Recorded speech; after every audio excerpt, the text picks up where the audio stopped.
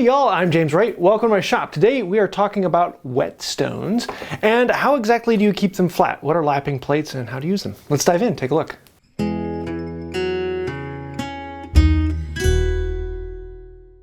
So, whetstones. I don't use them that often because they're kind of messy. You have to keep them wet, unless you have oil stones, in which case then you can keep them on the surface and just oil them down. Those are very nice. But most people start off with these. They're very, very simple. This is just a two-sided, very simple synthetic whetstone. This is what a lot of people start with. The problem with these is they wear down very quickly. Natural stones don't wear down quite as quickly, but eventually even natural whetstones need to be flattened because you start to get a dish out in the middle.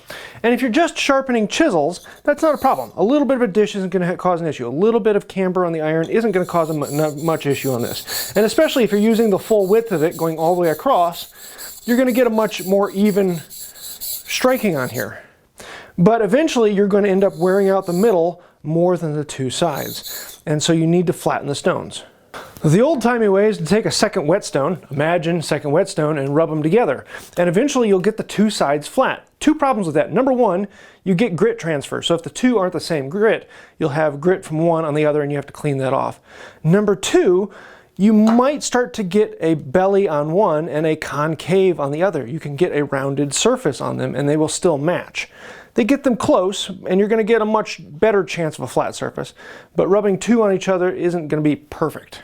The other method is a lapping plate. Now, contrary to popular belief, it is actually an old system to use a lapping plate. It wouldn't have diamonds impregnated in it, but just a slightly rough but flat surface of steel would clean out the plate. And you could actually get a plate to flatten one of these without putting the diamonds in it. But diamonds make it a lot faster, and there have been a lot of these that have come out over the years. I just recently got these ones from DFM Toolworks, and so I wanted to test these out and actually see what they do on here. Let me show you exactly where the problem is. James from the future here. I am going to be giving away both of these, so stay tuned to the end and I'll tell you how to do that. Also, there is a discount code for 20% off, James20, and you can get one of these for 20% off, which is a crazy deal.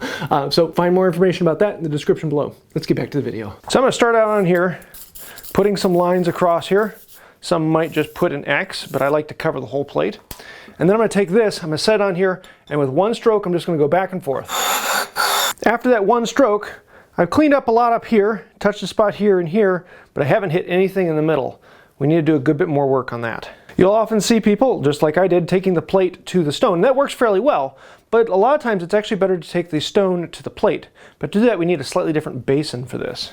I've got a tub of water here, and I'm actually going to take the stone, the plate, and submerge it down in there. This will allow me to take my stone, put it on there, and with all that water in there, that will now wash out. So I'm not going to be clogging up my diamond plate. One stroke there, got almost everything here, almost everything there. Let's do another stroke. Everything but what's in the middle. Turn it sideways so I can do a longer stroke this way.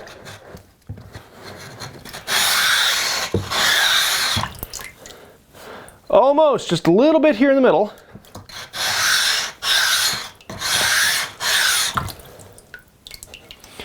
And so now we just have this staining. The actual pencil mark is completely gone. We have a nice flat surface. That's what we want. Just a few strokes with this and it cleans it out. And because it's in the water is going to be rushing that out so it's not clogging this up with all of this stone debris. Now this one was the 120 grit plate. And DFM Toolworks also provides a 220 grit, and he's soon going to have even finer grits for those who really want extra, extra fine. And the finer grits just go a little bit slower, but they'll do exactly the same thing. Let me try the other side of the plate.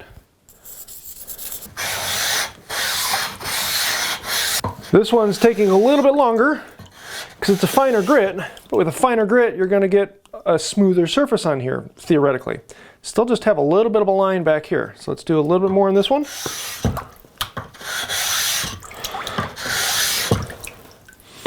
And there we go. We've gotten rid of all the pencil marks. There's still a little bit of staining on there. That's okay. It's now perfectly flat.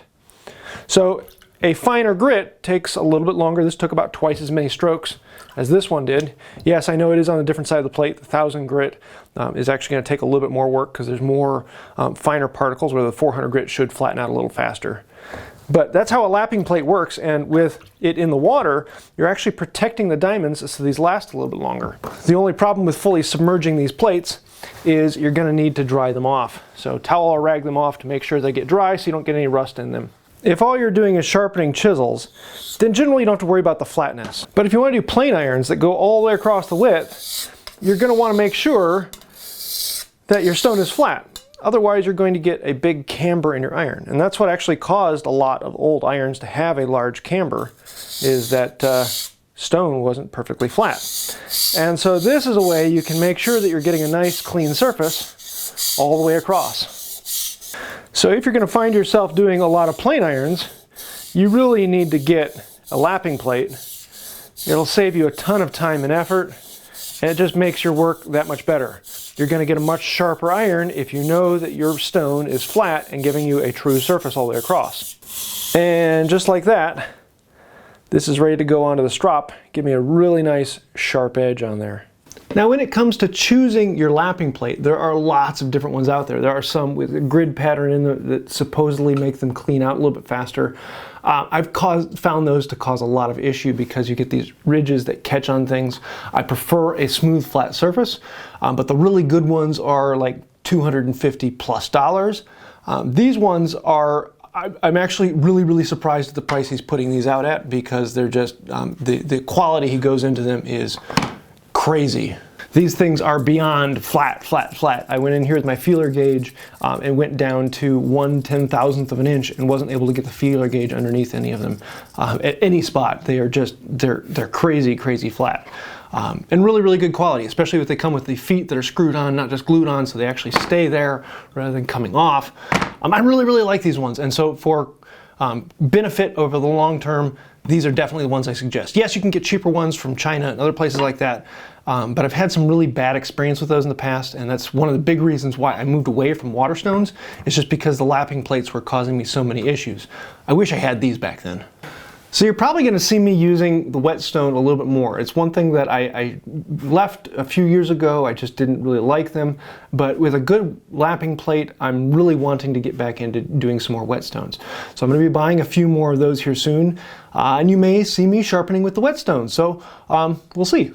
Life is fun. It's always good to try new things.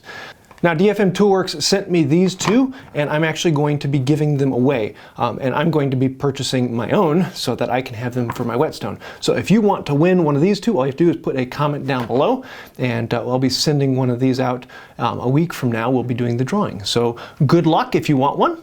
And because DFM Toolworks is actually a patron of the channel, he is actually offering 20% off to anyone who watches this video. So if you want 20% off, you just have to use the code JAMES20. If you use the link in the description below, it'll add that on there automatically. So you can get 20% off. It's almost $30, which is a crazy deal. So yeah, jump on that. If you do have any suggestions for me, I'd love to hear that. What do you use? What do you like? I'd love to hear that as well. As well as I'm going to be buying some more whetstones here soon. I would like to have a set of oil stones and water stones. So let me know if you have something particular you would like me to try out, and I might add those into the list. So I hope you liked the video. If you did, let me know in the comments down below, and have a chance to win one of these. I especially want to say a huge thank you to all of the patrons on Patreon. And look, oh, there's DMF Toolworks. He's actually one of my top supporters. He has been there for many years. So thank you to all the patrons for keeping this channel going. If you'd like to find out more about that, there's a link to Patreon down below, or you can click the little join button and become a member here on YouTube. I think that'll do it for now. And until next time, have a wonderful day. You gotta feel bad for whetstones. In the race, they keep getting lapped. Oops.